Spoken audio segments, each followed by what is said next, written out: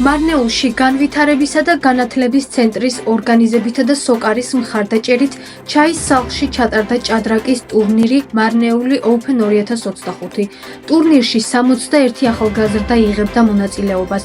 ღონისძიებაზე სიტყვით გამოვიდნენ ჩაის სახლის ხელმძღვანელი ემინ აჰმედოვი, საქართველოს ჭადრაკის ფედერაციის ვიცე-პრეზიდენტი გიორგი გიორგაძე და საქართველოს აზერბაიჯანელთა ინტეგრაციის ცენტრის დირექტორი მურად მურადოვი.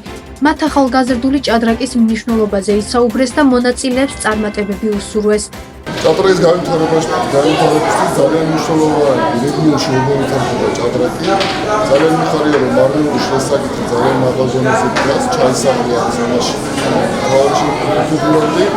ეხლა ჩატარდა მარნეულის რეგიონი პატარა ბავშვებს შორის და უკანასკნელთა წარმატებების სხვადასხვა საკითხი კატეგორიის მონაწილეობას აკეთებს ჩემპიონატში და უნდა წარმატება უსურვოს უკრაინას. იმის შემდეგ დაიწყება სასკოლო ჩემპიონატი, სკოლებში პირველ და მეორე კლასში ჭადრაკი არის ცნობილი. ტურნირის მასპინძელი არის ჩაის სახლი. დღეს ჩაის სახლში 12 წლამდე ასაკის კატეგორიაში ჭადრაკის ტურნირი გაიმართა, სახელწოდებით მარნეული Open 2025. ჩვენ ამ ტურნირს ყოველ წელს ვახორციელებთ. წარმატებას ვუსურვებთ ჩვენს ახალგაზრდებს ამ სფეროში.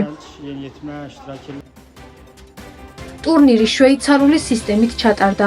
12 წლამდე ასაკის კატეგორიაში ჩაის სახლის ჭადრაკის კლუბის წევრმა თიმურ კალაევმა 6 ქულით პირველი ადგილი მოიპოვა. აიხან ასკაროვმა 6 ქულით მეორე ადგილი, ხოლო საქართველოს აზერბაიჯანელთა ინტეგრაციის ცენტრის კლუბის წევრმა მურად ნაბიევმა 6 ქულით მესამე ადგილი დაიკავა.